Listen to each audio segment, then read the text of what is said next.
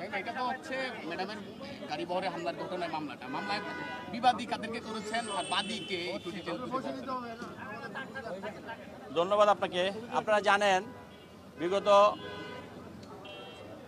2015-19 April দেশনেত্রী বেগম খালেদা জিয়া যখন city corporation নির্বাচনে তাবিদ দাওলার পক্ষে আমাদের এই অঞ্চলে বিকাল 4:30টার সময় গুলশান অফিস থেকে রওনা করেন নির্বাচনী প্রচারণার উদ্দেশ্যে, তখন আমি একদিকে দলীয় কর্মী আর একদিকে দেশনেত্রী বেগম খালেদা জিয়ার বহরে অর্থাৎ সিএসএফে কাজ করি ম্যাডামের নিরাপত্তাজনিত কারণ।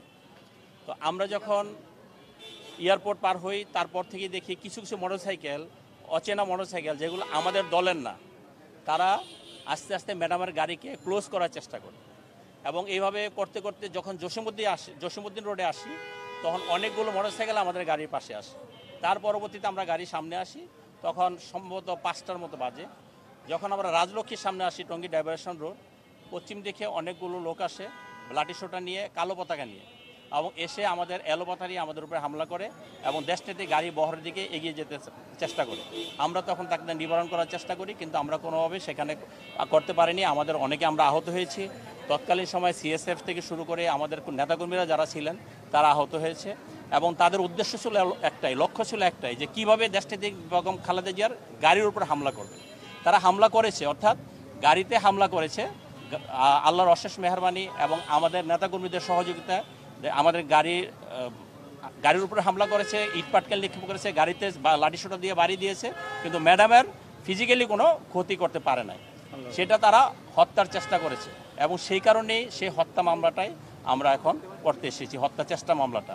এবং আপনারা জানেন তৎকালীন সময়ে যে অবৈধ প্রধানমন্ত্রী ছিলেন শেখ হাসিনা এবং ওবায়দুল কাদের এবং তৎকালীন স্বরাষ্ট্রমন্ত্রী আসাদুজ্জামান কামাল, তাদের নির্দেশে এই এলাকায় যে সমস্ত আওয়ামী সন্ত্রাসীরা ছিল, আওয়ামী লীগ, যুবলীগ, ছাত্রলীগ সহ অন্যান্য অঙ্গ ও সহযোগী সংগঠনের নেতাকর্মীরা, সন্ত্রাসীরা আমাদের গাড়ি বহরে হামলা করেছে, তারাই এই মামলায় আসামি হয়েছে। আমি বিশ্বাস করি এখন একটি গণতান্ত্রিক সময়, এই সময়ে কোনো নিরপরাধ লোক কোনো শাস্তি পাবে না।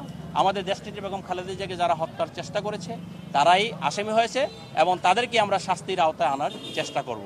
আর এই মামলার বাদী হয়েছি আমি। আমাদের এই ঢাকা 18 আসনের 7টি থানার প্রতিটি থানার বিএনপি সহ সমস্ত অঙ্গ সংগঠনের নেতাকর্মীদের সাথে আমি আলোচনা করেছি, কথা বলেছি।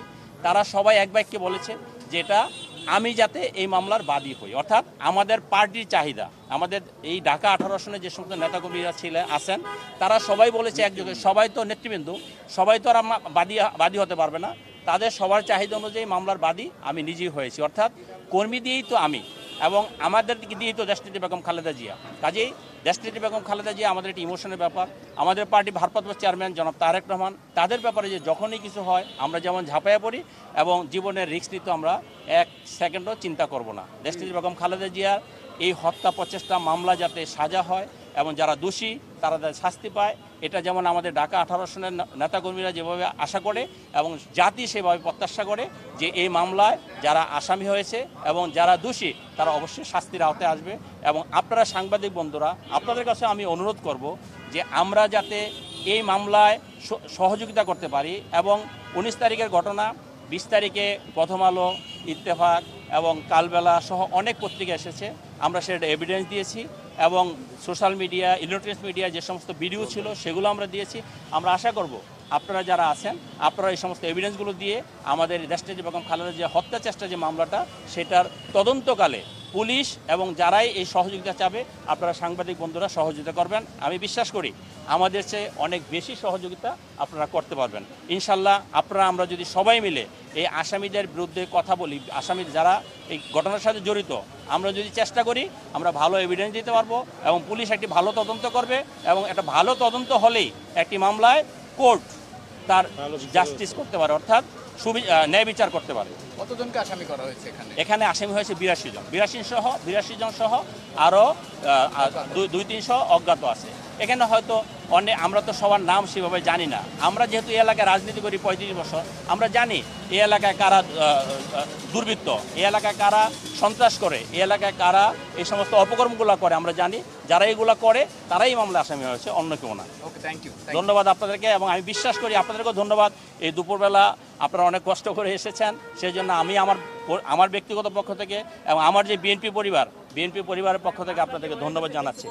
হ্যাঁ, মামলা হয়ে গিয়েছে, মামলার নাম্বার হলো আপনারা শুনেছেন 15। ওসি সাহেব বলেছে, আমরা কাগজটা এখনো হাতে পাইনি, কাগজটা পাইতে তো একটু টাইম লাগে। আমার প্রতিনিধি এখানে আছে, হয়তো 2-4-10 মিনিটের মধ্যে আমরা কাগজটা পেয়ে যাব, কিন্তু মামলা হয়ে গিয়েছে। মামলার নাম্বার 15, আজকে তারিখ হলো 8/10/24। ওকে, থ্যাংক ইউ। ধন্যবাদ আপনাদেরকে। এইগুলো